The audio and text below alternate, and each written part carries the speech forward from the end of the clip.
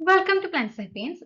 ഇന്നത്തെ ക്ലാസ്സിൽ ബയോഫിസിക്സ് എന്ന് പറയുന്ന മൊഡ്യൂൾസിന്റെ അണ്ടറിൽ വരുന്ന മൈക്രോസ്കോപ്പിയാണ് ഡീറ്റെയിൽഡ് ആയിട്ട് ഡിസ്കസ് ചെയ്യുന്നത്. പ്രധാനമായിട്ടും അവയുടെ പ്രിൻസിപ്പിളും ലൈറ്റ് മൈക്രോസ്കോപ്പിയുടെ വർക്കിംഗും കൂടി ഒരു ക്ലാസ്സിൽ ഇൻക്ലൂഡ് ചെയ്തിട്ടുണ്ട്. അടുത്ത ക്ലാസ്സിലായിട്ട് മൈക്രോസ്കോപ്പിയുടെ ടൈപ്സ് ഡീറ്റെയിൽഡ് ആയിട്ട് ഡിസ്കസ് ചെയ്യാം. അപ്പം എന്താണ് മൈക്രോസ്കോപ്പി എന്ന് നമുക്ക് ആദ്യം നോക്കാം. നമുക്കറിയാം മൈക്രോസ്കോപ്പിന്റെ ആ ഒരു ഡയഗ്രം ഒക്കെ നമ്മൾ പഠിച്ചിട്ടുണ്ട്. ഒരു മൈക്രോസ്കോപ്പ് യൂസ് ചെയ്യുന്ന ആ ഒരു ടെക്നിക്കിനെയാണ് നമ്മൾ മൈക്രോസ്കോപ്പി എന്ന് പറയുന്നത്.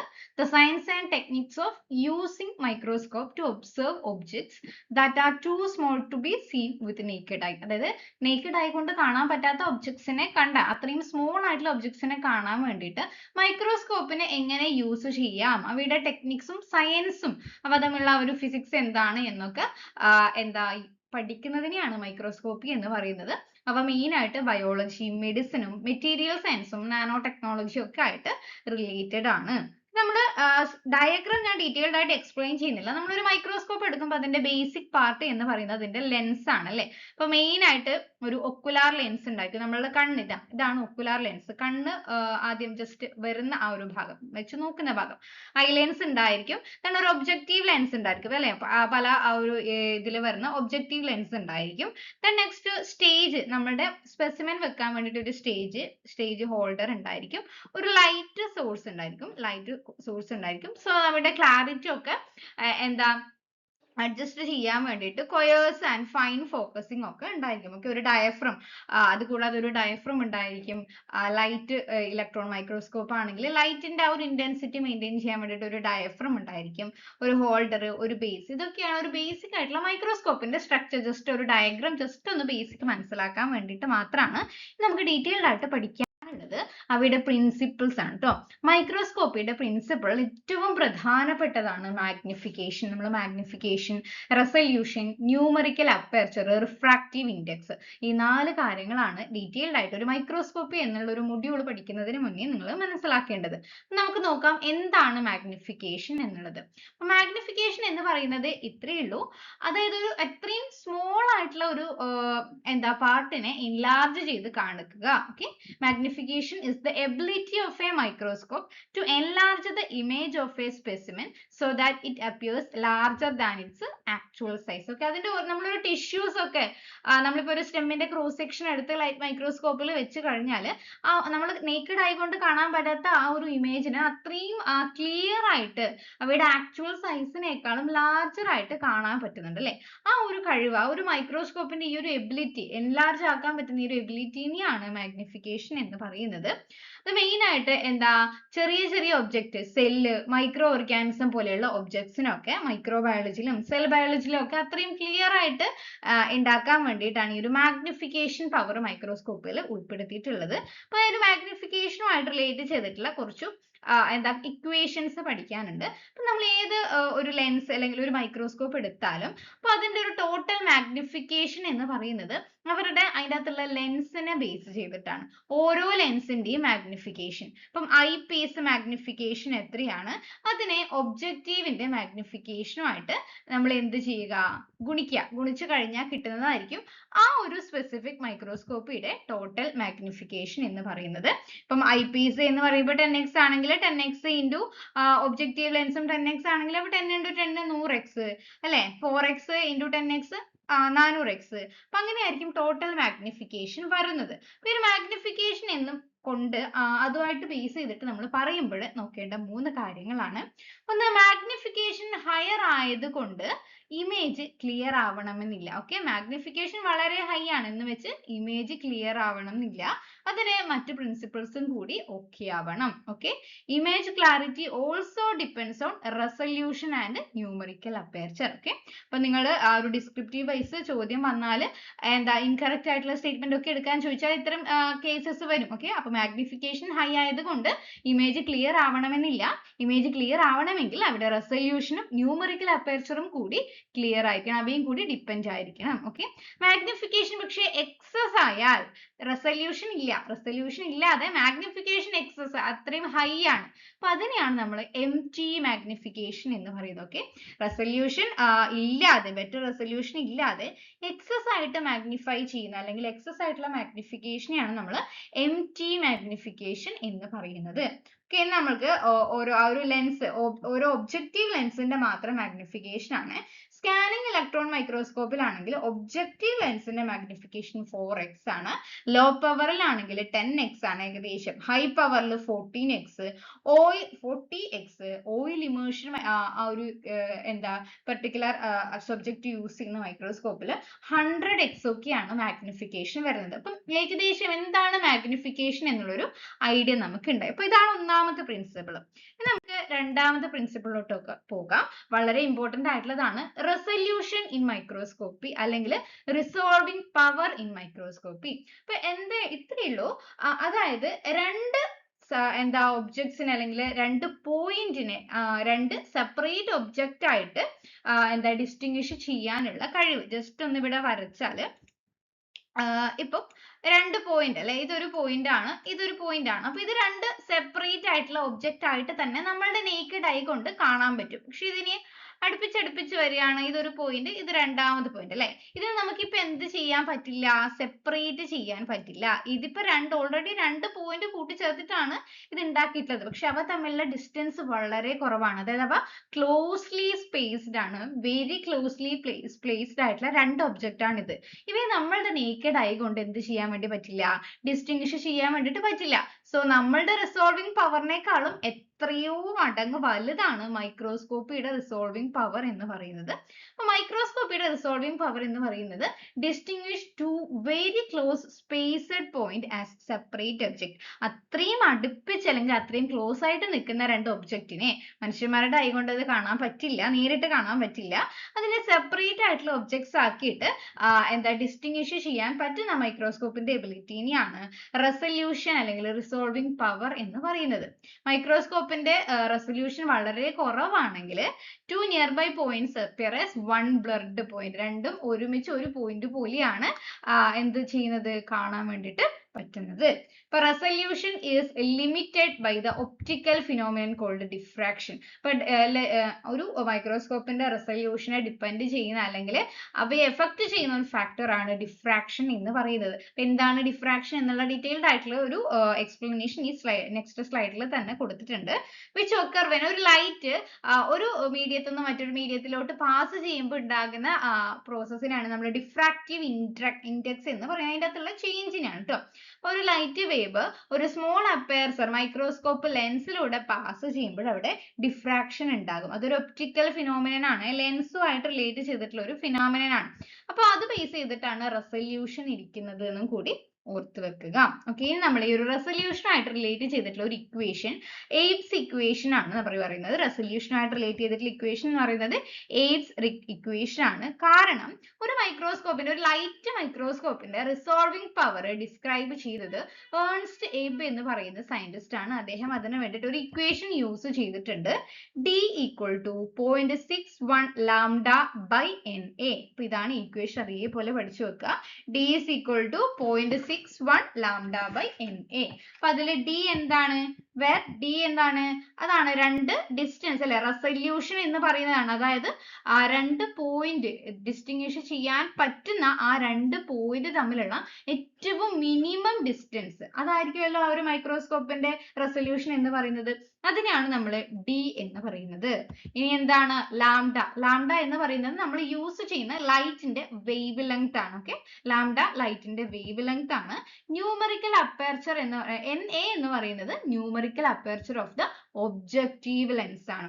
ഒബ്ജക്റ്റീവ് ലെൻസിന്റെ ന്യൂമറിക്കൽ അപ്പേർച്ചർ ആണ്. ഇനി എന്താണ് ന്യൂമറിക്കൽ അപ്പേർച്ചർ എന്നും കൂടി പറഞ്ഞിട്ട് ഇവ തമ്മിലുള്ള ഒരു കണക്ഷൻ നമുക്ക് പറയാൻ വേണ്ടിയിട്ട്, ആ ഒരു ഇക്വേഷൻ ബേസ് ചെയ്തിട്ട് നമുക്ക് പറയാൻ വേണ്ടിയിട്ട് പറ്റും. അത് ന്യൂമറിക്കൽ അപ്പേർച്ചറും കൂടി പറഞ്ഞിട്ട് നമുക്ക് പറയാം. നെക്സ്റ്റ് സ്ലൈഡിൽ നമ്മൾ പറയുന്നത് ന്യൂമറിക്കൽ അപ്പേർച്ചർ ആണ്. ന്യൂമറിക്കൽ അപ്പേർച്ചർ, അപ്പൊ എന്താണ് ന്യൂമറിക്കൽ അപ്പേർച്ചറിന്റെ ഒരു ഫോർമുല നമ്മൾ പഠിച്ചാൽ മതി. Numerical aperture NA is equal to n sin theta. ഇവിടെ ഇല്ല കേട്ടോ, n sin theta അല്ലെങ്കിൽ n sin alpha, നമുക്ക് ഏത് വേണമെങ്കിലും ആ ഒരു ഇക്വേഷനിൽ പ്രൊവൈഡ് ചെയ്യാം. അതില് NA എന്ന് പറയുന്നത് ന്യൂമറിക്കൽ അപ്പേർച്ചർ ആണ് അല്ലെ. അതിൽ N എന്ന് പറയുന്ന സംഭവം എന്താണെന്ന് അറിയോ? റിഫ്രാക്റ്റീവ് ഇൻഡെക്സ് ആണ്. റിഫ്രാക്റ്റീവ് ഇൻഡെക്സ് എന്താണെന്ന് പറയാം. അതായത് രണ്ട് സ്പെസിമെനും ലെൻസും ഇല്ലേ, സ്പെസിമെനും ഉണ്ട് ലെൻസും ഉണ്ട്, അതിന്റെ രണ്ടിന്റെയും ആ ഒരു റിഫ്രാക്റ്റീവ് ഇൻഡെക്സ് മാറ്റമായിരിക്കും. ആ ഒരു refractive index of the medium, സ്പെസിമെന്റെയും ലെൻസിന്റെയും ഇടയിലുള്ള മീഡിയത്തിന്റെ റിഫ്രാക്റ്റീവ് ഇൻഡെക്സിനെയാണ് NA എന്ന് പറയുന്നത്. മോസ്റ്റ് കേസിൽ അപ്പൊ ഇവിടെ എയർ ആണെങ്കിൽ 1 ആയിരിക്കും റിഫ്രാക്റ്റീവ് ഇൻഡെക്സ്.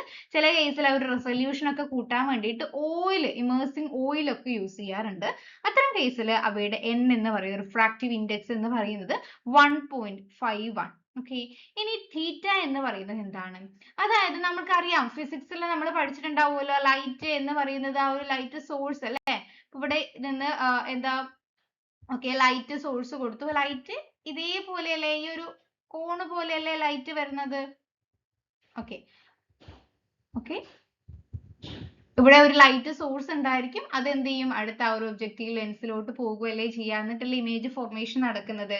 അപ്പൊ അവിടെ ഉണ്ടാകുന്ന ഒരു ആംഗിൾ ഉണ്ടായിരിക്കുമല്ലോ, അപ്പം ആ ഒരു ലൈറ്റ് കോണ്, അതായത് ഒബ്ജക്റ്റീവ് ലെൻസിന്റെ ഉള്ളിലോട്ട് കയറുന്ന ആ ഒരു ലൈറ്റിൽ അവിടെ ഒരു ആംഗിൾ ഉണ്ടാക്കുന്നുണ്ട് അല്ലെ. അത് ഉണ്ടാക്കുന്ന മാക്സിമം ആംഗിളിന്റെ ഹാഫിനെയാണ് തീറ്റ, അല്ലെങ്കിൽ നിങ്ങൾക്ക് ആൽഫ ഏത് വേണമെങ്കിലും കൊടുക്കാം, ആൽഫ അല്ലെങ്കിൽ തീറ്റ എന്ന് പറയുന്നത്. ഓക്കെ, ഇനി നമുക്ക് ഈ ഒരു ഇക്വേഷനും നമ്മൾ തൊട്ട് മുന്നേ പഠിച്ച ആ ഒരു ഇക്വേഷൻ എന്തായിരുന്നു, 0.61 lambda by n sine alpha എന്ന് പറയുന്ന, അല്ലെങ്കിൽ ന്യൂമറിക്കൽ അപ്പേർച്ചർ, അല്ലെങ്കിൽ ലാംഡ 0.61 ബൈ NA എന്ന് പറയുന്ന ആ ഒരു ഇക്വേഷൻ ബേസ് ചെയ്തിട്ട് നമുക്ക് എന്ത് പറയാം, ഒരു മൈക്രോസ്കോപ്പിന്റെ D എന്ന് പറയുന്ന വാല്യൂ ചെറുതാണ്, അതായത് റെസല്യൂഷൻ എന്ന് പറയുന്നത് സ്മോളർ,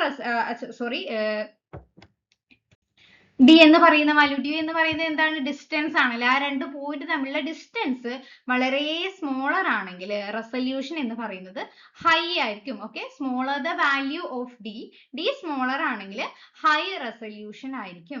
ഇനി എങ്ങനെയാണ് ഈ ഒരു റെസല്യൂഷൻ കൂട്ടേണ്ടത്? റെസല്യൂഷൻ കൂട്ടണമെങ്കിൽ D കുറയണമല്ലോ. D കുറയണമെങ്കിൽ നമ്മൾ ആ ഒരു ഇക്വേഷൻ ഇല്ലേ, ആ ഒരു 0.61 lambda divided by n sine alpha എന്നുള്ള ഇക്വേഷൻ ബേസ് ചെയ്തിട്ട് നിങ്ങൾക്ക് പറയാം.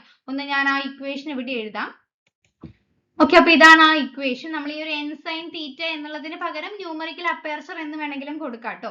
അപ്പൊ ഈ ഒരു ഇക്വേഷൻ ബേസ് ചെയ്തിട്ട് നമുക്ക് കുറയേണ്ടത് D എന്ന് പറയുന്ന വാല്യൂ സ്മോളർ ആവുകയാണ് വേണ്ടത്. അപ്പൊ D, ഇവിടെയുള്ള D സ്മോളർ ആവണമെങ്കിൽ, ഓക്കെ, D എന്ന് പറയുന്ന വാല്യൂ സ്മോളർ ആവണമെങ്കിൽ ലാംഡ എന്തായിരിക്കണം,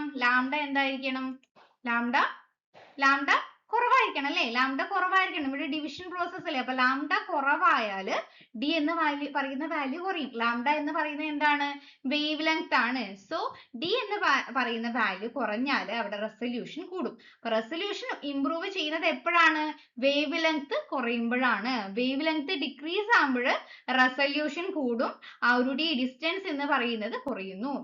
റെസല്യൂഷൻ ഇംപ്രൂവ് ചെയ്യണമെങ്കിൽ ന്യൂമറിക്കൽ അപ്പേർച്ചർ അല്ലെങ്കിൽ n സൈൻ തീറ്റ എന്ത് ചെയ്യണം, ഇൻക്രീസ് ചെയ്യണം.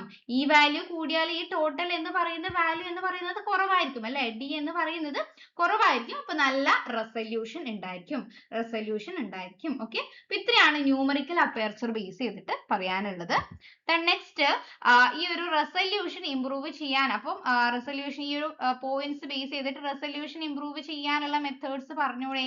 അപ്പൊ നമ്മൾ എങ്ങനെയുള്ള വേവ് ലെങ്ത് ഉള്ള ലൈറ്റ് ആണ് യൂസ് ചെയ്യേണ്ടത്, ഷോർട്ടർ വേവ് ലെങ്ത് ഉള്ള ലൈറ്റ് യൂസ് ചെയ്താൽ റെസല്യൂഷൻ കൂട്ടാം, അതായത് ബ്ലൂ ലൈറ്റ് യൂസ് ചെയ്യാം. ദെൻ ഹൈ ന്യൂമറിക്കൽ അപ്പേർച്ചർ ഉള്ള ഒബ്ജക്റ്റീവ് ലെൻസസ് യൂസ് ചെയ്യുക.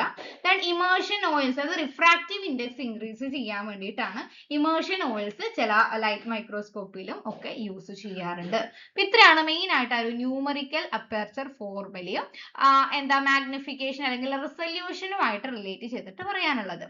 നെക്സ്റ്റ് വരുന്നതാണ് ഇവിടെ റിഫ്രാക്റ്റീവ് ഇൻഡെക്സും കൂടി നമുക്കൊന്ന് പരിചയപ്പെടാം.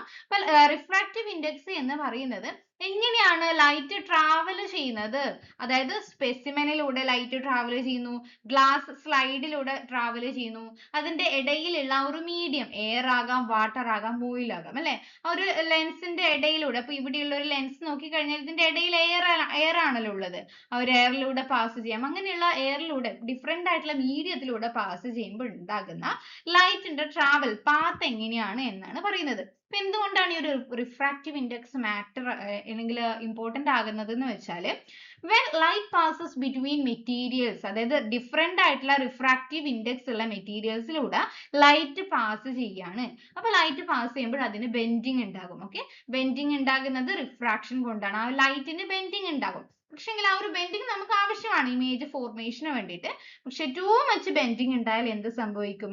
ലൈറ്റ് ആൻഡ് ബ്ലറി, അതായത് ലോസ് ഓഫ് ലൈറ്റ് കുറയാനും ബ്ലറി ആയിട്ടുള്ള ഇമേജ് ഫോം ചെയ്യാനും അവ കാരണമാകുന്നുണ്ട്. സോ അതാണ് റിഫ്രാക്റ്റീവ് ഇൻഡെക്സിന്റെ ഇമ്പോർട്ടൻസ്. ഇനി പ്രാക്ടിക്കൽ യൂസ്, നമ്മൾ ഇമേർഷൻ ഓയിൽസ്, അതായത് ചില ഹൈ പവർ മൈക്രോസ്കോപ്സിലൊക്കെ ഇമേർഷൻ ഓയിൽസ് നമ്മൾ യൂസ് ചെയ്യാറുണ്ട്. ചില ലൈറ്റ് മൈക്രോസ്കോപ്പിലും യൂസ് ചെയ്യാം. പക്ഷെ ഹൈ പവർ മൈക്രോസ്കോപ്സിൽ ഇമേർഷൻ ഓയിൽസ് യൂസ് ചെയ്യുന്നത് മെയിൻ ആയിട്ട് എന്തുകൊണ്ടാണെന്ന് വെച്ചാൽ നമ്മൾ സിമിലർ ആയിട്ട് ഈ ഗ്ലാസ്സുമായിട്ട് വെച്ച് നോക്കുമ്പോൾ ഓയിലിന്റെ റിഫ്രാക്റ്റീവ് ഇൻഡെക്സ് എന്ന് പറയുന്നത് സിമിലർ ആണ്. Okay, oil has a refractive index similar to glass. അപ്പോൾ this reduces light bending and improve image. അപ്പം ഈ ഒരു ഓയിൽ യൂസ് ചെയ്യുമ്പോൾ അവിടെ ലൈറ്റിന്റെ ബെൻഡിങ്, അതായത് റിഫ്രാക്റ്റീവ് ഇൻഡെക്സ് ഹൈ ആവുന്നില്ല. റിഫ്രാക്റ്റീവ് ഇൻഡെക്സ് കാരണം ബെൻഡിങ് കൂടാതിരിക്കാൻ, നല്ല രീതിയിലുള്ള ബെൻഡിങ്ങിന് വേണ്ടിയിട്ടും ക്ലാരിറ്റിയും റെസൊല്യൂഷനും കൂട്ടാൻ വേണ്ടിയിട്ടുമാണ് ഓയിൽ യൂസ് ചെയ്യുന്നത്. ഓക്കെ, അപ്പം റിഫ്രാക്റ്റീവ് ഇൻഡെക്സ് മെയിൻ ആയിട്ട് റെസൊല്യൂഷനെയും ഇമേജിന്റെ ബ്രൈറ്റ്നെസ്സിനെയുമാണ് എഫക്ട് ചെയ്യുന്നത് എന്നും കൂടി ഒന്ന് പഠിച്ചു വെക്കുക. ഓക്കെ, ഇത്രയാണ് മെയിൻ ആയിട്ടുള്ളത്. ഇനി നമുക്ക് ജസ്റ്റ് ഒന്ന് ലൈറ്റ് മൈക്രോസ്കോപ്പിനെ ഒന്ന് പരിചയപ്പെടാം. ബാക്കിയുള്ള മൈക്രോസ്കോപ്പ് ഡീറ്റെയിൽഡ് ആയിട്ട് പറയാം. ഒരു ലൈറ്റ് മൈക്രോസ്കോപ്പിന് നമ്മൾ ഒപ്റ്റിക്കൽ മൈക്രോസ്കോപ്പ് എന്നും പറയാറുണ്ട്. അപ്പൊ മെയിൻ ആയിട്ട് ലൈറ്റ് മൈക്രോസ്കോപ്പിൽ വിസിബിൾ ലൈറ്റും ലെൻസസും യൂസ് ചെയ്തിട്ടാണ് സ്മോൾ ഒബ്ജക്റ്റിനെ മാഗ്നിഫൈ ചെയ്ത് കാണുന്നത്. ഓക്കെ, ലൈറ്റ് മൈക്രോസ്കോപ്പിൽ വിസിബിൾ ലൈറ്റ് ആണ് യൂസ് ചെയ്യുന്നത്. ഇനി ഇങ്ങനെയാണ് അവയുടെ വർക്കിംഗ് പ്രിൻസിപ്പിൾ. നിങ്ങൾ ആ ഒരു ഡയഗ്രാം ബേസ് ചെയ്തിട്ട് വന്നിട്ടോ നോക്കാൻ വേണ്ടിയിട്ട്. അപ്പൊ അതായത് it works based on the refraction of light. Light ലെൻസസിലൂടെ പാസ് ചെയ്യുമ്പോൾ അവിടെ ലൈറ്റിന്റെ ബെൻഡിങ് ഉണ്ടാകുന്നുണ്ട്, റിഫ്രാക്ഷൻ ഉണ്ടാകുന്നുണ്ട്. അത് ബേസ് ചെയ്തിട്ടാണ് പറയുന്നത്. അപ്പൊ ആദ്യം നമ്മൾ എന്ത് ചെയ്യുന്നു? ഒരു ലൈറ്റ് സോഴ്സ് കൊടുക്കുന്നുണ്ട് അല്ലെ. അപ്പൊ നമ്മളൊരു മിറർ ആണ് യൂസ് ചെയ്യുന്നതെങ്കിൽ മിറർ എന്ത് ചെയ്യും? ആ ഒരു സ്പെസിമെന്റെ അപ്വാർഡേക്ക് ശരിച്ചു വെച്ചിട്ട് അതിൽ ലാമ്പ് ബേസ് ചെയ്തിട്ടാണ് ആ ഒരു ലൈറ്റ് നമ്മൾ സ്പെസിമെനിലോട്ട് കടത്തി വിടുകയാണ് ചെയ്യുക. അപ്പൊ ലൈറ്റ് എന്ന് പറയുന്നത് സ്പെസിമെനിലോട്ട് കടത്തി വിടാൻ വേണ്ടിയിട്ട് ആ ഒരു ലൈറ്റ് നല്ല രീതിയിൽ ഫോക്കസ് ചെയ്യണം അല്ലെ. സ്പെസിമെനിലോട്ട് ലൈറ്റ് ഫോക്കസ് ചെയ്യാൻ വേണ്ടിയിട്ടും ബ്രൈറ്റർ ആൻഡ് ക്ലിയർ ആയിട്ടുള്ള ഇമേജ് കിട്ടാൻ വേണ്ടിയിട്ടും ഒരു കണ്ടൻസർ ലെൻസ് അവിടെ ഉണ്ട്. ഒരു കണ്ടൻസർ ലെൻസ് ഉണ്ട്. എന്നിട്ട് എന്തായി? ആ ഒരു ലൈറ്റ് എന്ന് പറയുന്നത് നമ്മുടെ സ്റ്റേജിൽ ക്ലിപ്പ് ചെയ്തിട്ടുള്ള ഗ്ലാസ് സ്ലൈഡിലുള്ള സ്പെസിമെനിലോട്ട് ലൈറ്റ് വന്നു, ലൈറ്റ് പാസ് ചെയ്തു. നെക്സ്റ്റ് വരുന്ന ലെൻസ് ഒബ്ജക്റ്റീവ് ലെൻസ് ആണ്. ഏറ്റവും ഇമ്പോർട്ടന്റ് ആയിട്ടുള്ള ലെൻസ് ആണ് അല്ലെ. അവയുടെ മാഗ്നിഫൈങ് പവർ എന്ന് പറയുന്നത് 10x ഉണ്ട്, 40x, 100x വരെ ഉണ്ടാവുക. ഓക്കെ, അതെന്ത് ചെയ്യും? ഒബ്ജക്റ്റ് എന്ത് ചെയ്യും? അതിനെ മാഗ്നിഫൈ ചെയ്യുന്നു. ആ മാഗ്നിഫൈ ചെയ്ത ആ ഒരു ഒബ്ജക്റ്റ് ഐ പീസിൽ എത്തും. ആ ഐ പീസിൽ എത്തിക്കഴിഞ്ഞാൽ ആ ഇമേജിനെ ഫർദർ പിന്നെയും മാഗ്നിഫൈ ചെയ്തിട്ടാണ് നമ്മളുടെ കണ്ണിലോട്ട് എത്തുന്നത്. യൂഷ്വലി 10x ആണ് ഐ പീസിന്റെ മാഗ്നിഫിക്കേഷൻ പവർ എന്ന് പറയുന്നത്. Okay, then image formation. Final ആയിട്ട് ആ മാഗ്നിഫൈ ചെയ്തിട്ടുള്ള ഇൻവേർട്ടഡ് ആയിട്ടുള്ള വിർച്വൽ ആയിട്ടുള്ള ഇമേജ് ആണ് നമുക്ക് ലൈറ്റ് മൈക്രോസ്കോപ്പിൽ കിട്ടുന്നത്. വളരെ സിമ്പിൾ ആണല്ലേ, നമ്മൾ എപ്പോഴും യൂസ് ചെയ്യുന്ന മൈക്രോസ്കോപ്പ് ആണ്. അതുകൊണ്ടാണ് ഇത്ര സിമ്പിൾ ആയിട്ട് പറഞ്ഞിട്ടുള്ളത്. ബാക്കിയുള്ള എല്ലാം വളരെ ഡീറ്റെയിൽഡ് ആയിട്ട് പറയാം. സോ വളരെ ചുരുക്കത്തിൽ പറഞ്ഞാൽ ഒരു സ്പെസിമെനിലൂടെ ലൈറ്റ് പാസ് ചെയ്യുന്നു. അപ്പൊ അത് ലൈറ്റ് എന്ന് പറയുന്നത് ലെൻസിലൂടെ ഒരു ലെൻസ് യൂസ് ചെയ്തിട്ട് പാസ് ചെയ്യുമ്പോൾ അവിടെ റിഫ്രാക്ഷൻ ബേസ് ചെയ്തിട്ട് ബെൻഡിങ് ഉണ്ടാകുന്നു. സോ അവിടെ ഒരു മാഗ്നിഫൈഡ് ആയിട്ടുള്ള ഇമേജ് ഉണ്ടാകുന്നു. ഇനി ലൈറ്റ് മൈക്രോസ്കോപ്പ് യൂസ് ചെയ്യുന്നത് മെയിൻ ആയിട്ട് പ്ലാന്റ് സെല്ലിന്റെ സ്റ്റഡീസിന് യൂസ് ചെയ്യുന്നുണ്ട്. ടിഷ്യൂസ്, സൈലത്തിന്റെയും ഫ്ലോയത്തിന്റെയും സ്റ്റഡീസിന് യൂസ് ചെയ്യുന്നുണ്ട്. സ്റ്റൊമാറ്റയുടെ ഒബ്സർവേഷൻ, ക്ലോറോപ്ലാസ്റ്റിന്റെ സ്റ്റഡീസ്, പ്ലാന്റ് സ്ട്രക്ചേഴ്സ് മനസ്സിലാക്കുക. അങ്ങനെയുള്ള സിമ്പിൾ ആയിട്ട് നമ്മൾ PG ലെവലിലും ഡിഗ്രി ലെവലിലും ഒക്കെ പഠിക്കുന്ന കാര്യങ്ങൾക്ക് മെയിൻ ആയിട്ട് ഒരു ലൈറ്റ് മൈക്രോസ്കോപ്പിയാണ് യൂസ് ചെയ്യുന്നത്. സോ ഇത്രയാണ് ഇന്നത്തെ ക്ലാസ് ഉള്ളത്. ഇനി ഡിഫറെന്റ് ആയിട്ടുള്ള മൈക്രോസ്കോപ്പിയുടെ ആ ഒരു ക്ലാസിഫിക്കേഷനും അവയുടെ പ്രിൻസിപ്പിൾസും വർക്കിംഗ് ഒക്കെ അടുത്ത ക്ലാസ്സിൽ ഒരു ക്യാപ്സ്യൂൾ നോട്ടായിട്ട് ഇട്ടേക്കാം. അപ്പൊ ആദ്യം മെയിൻ ആയിട്ട് ഈ ഒരു കാര്യം പറഞ്ഞാൽ അതൊക്കെ വളരെ സിമ്പിൾ ആയിട്ട് മനസ്സിലാക്കാം. അപ്പം ഇന്നത്തെ ക്ലാസ് ഇത്രയേ ഉള്ളൂ. ഈ ക്ലാസ് ഇഷ്ടപ്പെട്ടെങ്കിൽ ലൈക്ക് ബട്ടൺ ഒന്ന് ക്ലിക്ക് ചെയ്യുക. സബ്സ്ക്രൈബ് ചെയ്യാത്തവരാണെങ്കിൽ ഒന്ന് സബ്സ്ക്രൈബ് ചെയ്യാം. നിങ്ങളുടെ ഫീഡ്ബാക്ക് കൂടി ഒന്ന് അറിയിക്കാം. Thank you.